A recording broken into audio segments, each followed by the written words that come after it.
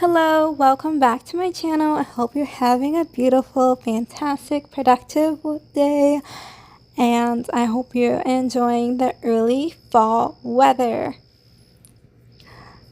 So today, during my lunch break, I went to a nursery because I find that during my work day, right around lunchtime, I guess maybe because I'm hungry, maybe, I begin to get a little bit sad. So I really have been putting forth an effort to bring joy into my work day instead of feeling like I need to wait until after work to have fun. I incorporate that into my work day, like during my lunch. And it does help me with my productivity and my just whole attitude while I'm working. And so I just wanted to show you guys a few pictures of the beautiful pumpkins. Pumpkins are so pretty. What's more fall than a pumpkin? So when I was coming back home, I was looking at my roses and I noticed that there was a rose. It is coming up and it hasn't bloomed yet. It's slowly blooming. It's been blooming for like the past day. And it's a big rose. And it's having this very dramatic unveiling of itself. And the past 24 hours I've been thinking, well, whenever it does finish blooming, it's going to be beautiful. And it really is so metaphorical because, for one, I thought my roses were done blooming back in the end of July. I thought they were done because they came on strong this spring. I dedicated a lot of time, energy, and effort in my garden this year. I really nurtured it and I was so pleased. I was so happy and I was so grateful for God allowing me to have my beautiful flowers. And every day I think for the past, well, undoubtedly for the past 5 months I've had roses. Like, I have a rose bush and then I also have these more typical roses that you think of, like with the long stems. Those don't bloom as continuously as the bush, but it's pretty much every day I have like a gorgeous long stem rose that blooms. But anyway, so I thought that my roses were done blooming at the end of July. But then something within me, my guardian angel, or maybe it was God, told me they stopped blooming because you stopped believing that they were going to bloom and you neglected them. And so that's when I started watering them and giving them attention again. And they've been blooming for the past, month and a half now? Continuously. Again, it's their second wind. It's part 2. These roses, they don't know it's fall. They think it's still summer. They think it's springtime. And it's just so inspiring to see them blooming, and they're so beautiful. They're so strong. The roots are so thick and strong, but the white rose that's about to bloom, Romeo just jumped up here.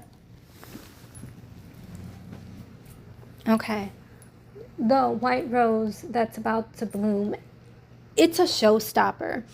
This rose, the stem has just shot up, okay? It has exceeded its predecessors by far already, and it hasn't even bloomed yet.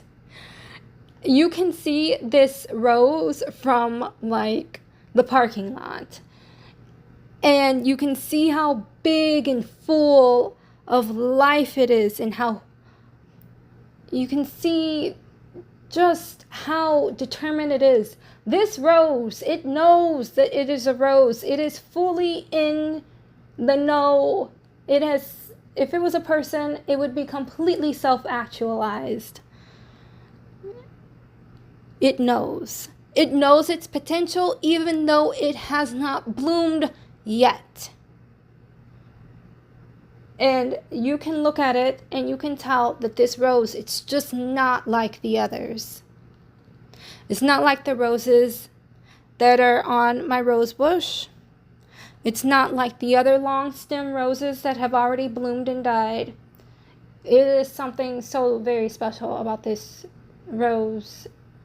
And so comparatively, each moment in our life is a distinct rose. You can't compare one to another. They have their own definitive characteristics, and each moment holds its own potential and possibilities. But sometimes you have to have the foresight, you have to have the wisdom, and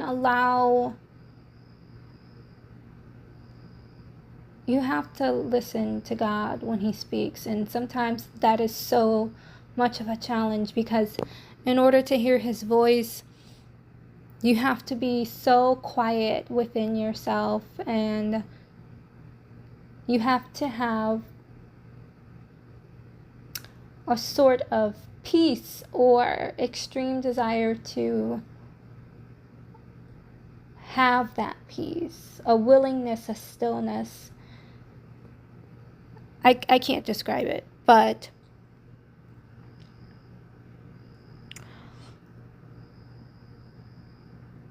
the roses inspire me every day when they bloom, and I'm just so grateful for them. And you just don't know what lies beneath the soil when you go about your tasks, your responsibilities. You just don't know what's already there. And I planted some irises, one blue iris I planted, and it's like it's like a deep, I don't know, it's like a aquamarine blue, and it's a breathtaking shade. And then I planted a white iris in the front, but it kind of has a little bit of purple in it. I forgot what they're called. Sorry. I really did delay with planting my flowers. I have quite a few, but not as much as I would have liked to have. And part of that was because I was so consumed with this thought that by this time I would physically be somewhere else, even though I didn't make the necessary preparation to make that actually come into reality. But so I was so consumed with the thought, oh, I don't need to do this right now. And time went by, and I am in the same physical location.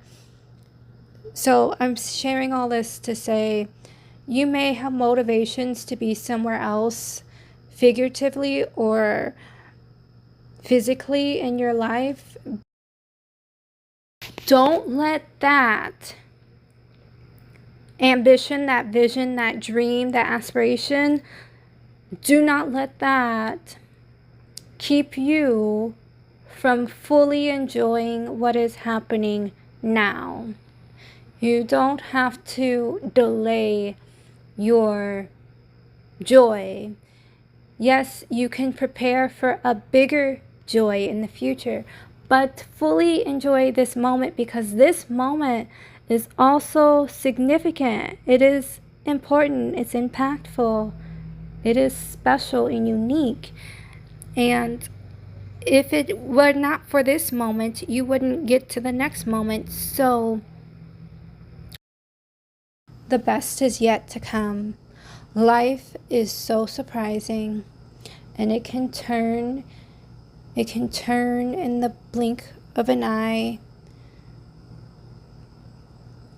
Savor every moment. Be optimistic, be hopeful, be joyful. Find joy in the small things. There's always joy to be found in every single day. Joy to give and joy to share. You are important. You are wonderful. You are smart. You have talent. Sometimes in life, you get to a spot where you wonder what is next. And you're waiting for the next big thing. Well, you're not alone. Enjoy this moment and keep in mind the best is yet to come.